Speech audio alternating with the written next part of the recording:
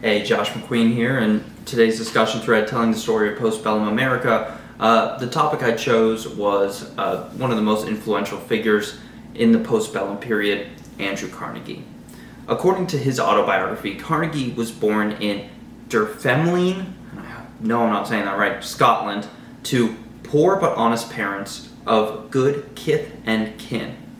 As a teenager, Carnegie's family moved to the United States for work, specifically Pennsylvania.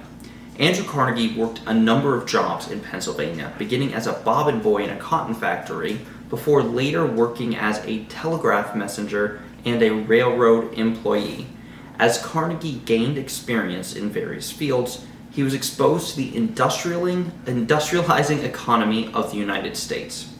During and after the Civil War, Carnegie witnessed a shift from the agrarian economy that had dominated American life to an even more rapidly growing industrial economy.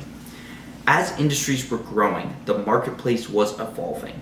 The postbellum period was creating new opportunities for ambitious individuals to rise through business, transportation, and manufacturing positions. Postbellum economic growth now depended on the expansion of railroads and manufacturing.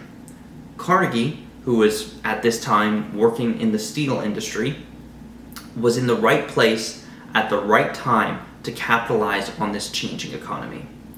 Railroads were one of the biggest drivers of the postbellum economy, and steel was essential to expanding rail systems since steel was so durable. The United States was growing westward, building more tracks, bridges, locomotives, and related train infrastructure. According to the Federal Reserve economic data, from 1860 to 1900, the United States placed over 190,000 miles of rail. All of this increased the demand for steel.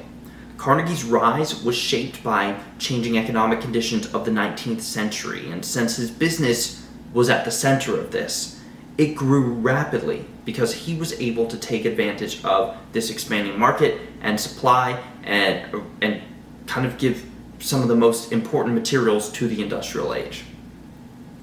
At the same time rail was expanding, manufacturing demand was also increasing. Manufacturing growth was equally important to postbellum America since railroad construction needed an increase in marketplace production to match the capabilities of rail's newfound speed.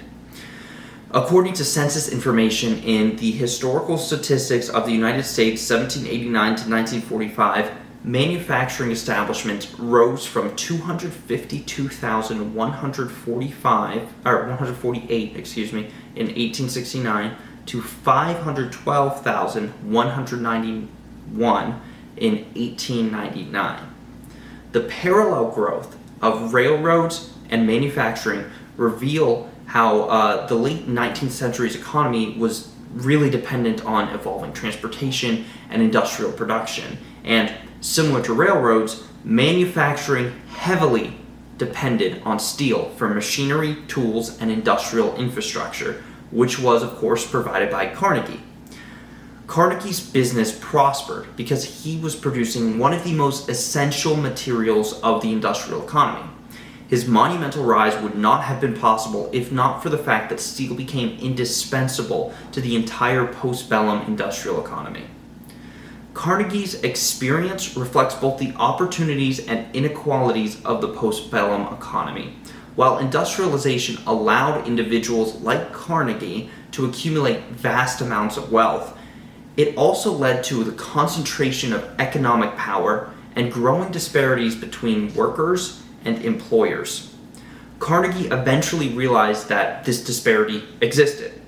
In his book, The Gospel of Wealth, Carnegie points out that the contrast between the palace of the millionaire and the cottage of the laborer measures the change which has come with civilization.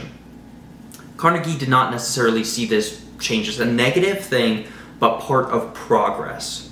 Although Carnegie didn't solve the problem of growing disparities between workers and employees, his experience allowed historians the opportunity to witness the shift of the postbellum economy from the prior agrarian focus towards a more industrial age.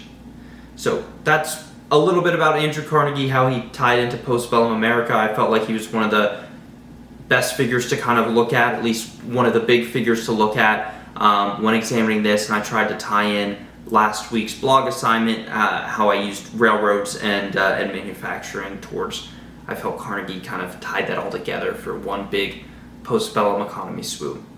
Thank you so much, and I will see you guys in the next video. All right.